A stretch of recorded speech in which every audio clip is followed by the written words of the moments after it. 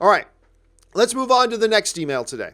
And the next email today comes to us from Rick Kear, who writes, "Hey, John, love the show." Thank you so much, Rick. "I just saw Warner Brothers developing a Blue Beetle movie. Why aren't they saying anything on Batman?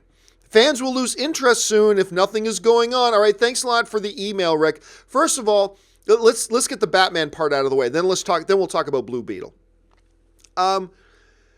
Look, we know all the drama that's been going on with Batman. And the drama continues and is ongoing. But pump the brakes for a second. If Warner Brothers doesn't say something soon, fans are going to lose interest. There will never be a lack of interest in Batman. Don't fool yourself for a second, my friend.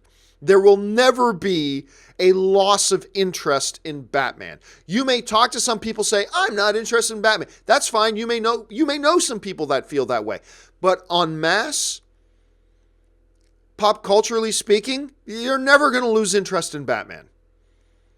You could make Batman and Robin with the bat nipples, and the culture still didn't lose interest in Batman.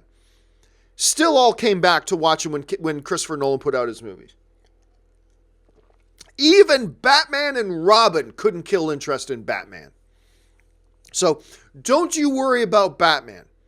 Because no matter what happens with this ridiculous drama going on, like why is Matt Reeves announcing 18 other projects and these partnerships with this and this and this, and we still have no Batman thing years after he's been in it?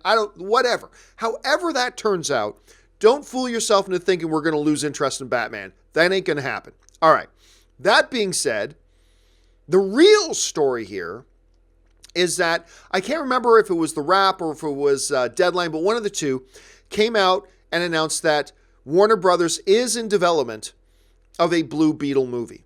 Not only are they in development, they've already hired their screenwriter, who I can't remember the name of the guy, but I believe it's the same screenwriter who wrote the new adaptation of Scarface for Universal.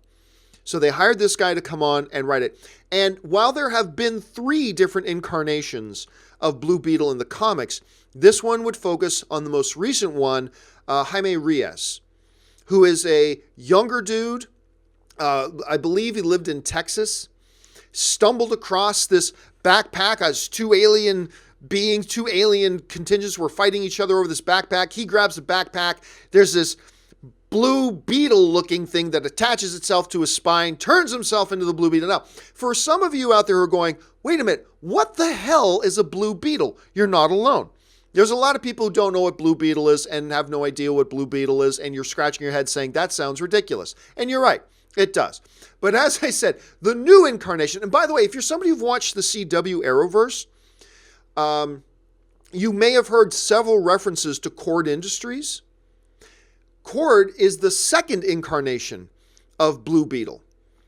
Brilliant scientist, blah, blah, blah. And so that was the connection there. But obviously that was just a wink of the eye to the audience who knew what the DC comics were.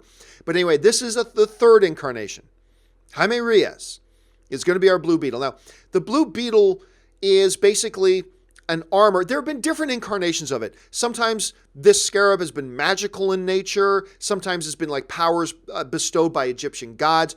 The newest incarnation of Blue Beetle, it comes from this big blue beetle looking metal scarab, right?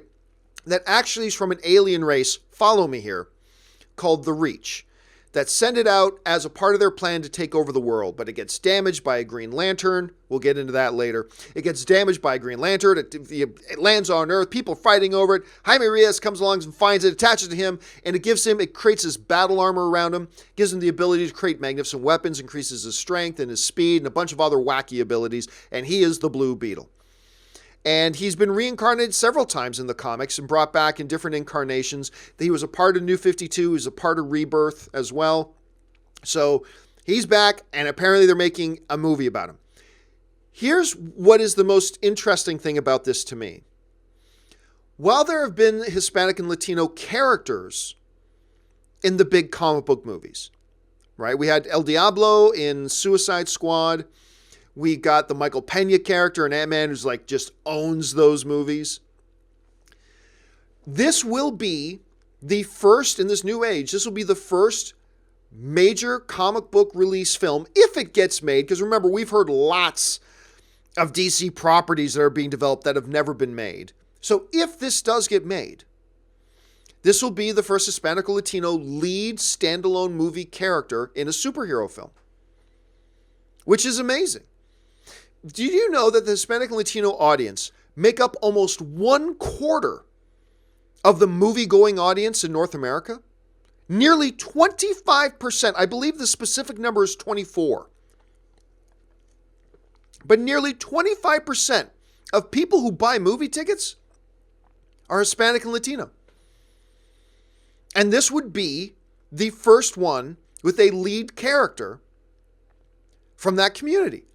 That's great. It's kind of weird that this never happened before. We've had like 30 or 40 major, in the past 10 years, we've had 30 or 40 major comic book movies, and none of them, zero, with a lead Hispanic or Latino character. And now they're doing it. I think that's great. Now, and from a business point of view, it makes, of course, like 1/4 of your audience represents this community. How have you not made any moves anyway? That's a discussion for smarter people than me. I will admit, all right? I've never been a Blue Beetle fan, right? I'll admit it. I've never been a big Blue Beetle fan. To me, from the design of the character and the whole alien armor origin, stuff like that, he's certainly always been to me one of the more ridiculous looking characters and all that kind of stuff. The power scheme, alien battle armor, can do this, can create all these weapons. Isn't that what Cyborg does? I mean, and he was been a part of the Teen Titans and all that kind of stuff, just like Cyborg. I have never been big on the character. Never been big on him. But if you do this right,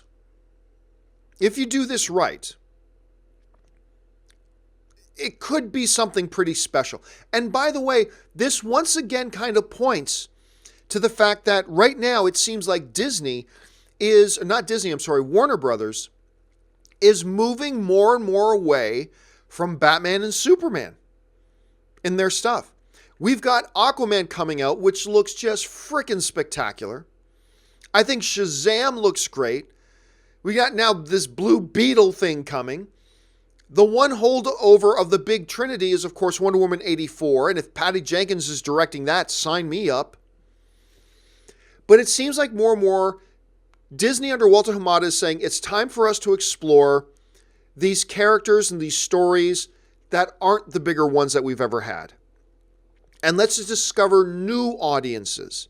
And let's bring new stories and new mythologies to the screen that have been on our comic book pages but have not been on the big screen before. And let's maybe take a step back from Superman and Batman. And it looks more and more like that's kind of what they're doing. And them announcing or them saying or the reports coming out about a Blue Beetle movie just kind of reinforces that. And you know what? Some people may say, and understandably so, I've been one of these voices. Some people say, you can't do your universe without Superman. You can't do your universe without Batman. And hey, I've been one of those voices. But they do say that the definition of insanity is doing the same thing over and over and just expecting different results. Continuing to do the same thing and expecting different results. That's the definition of insanity.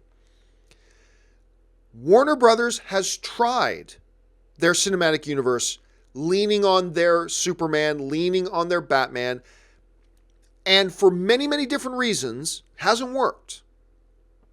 So what do? Do you just keep doing it? Do you just keep going and hope that the results will be different? Or do you change gears?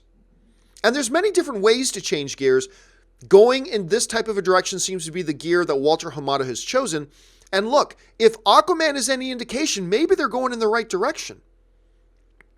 Maybe they're going in the right direction.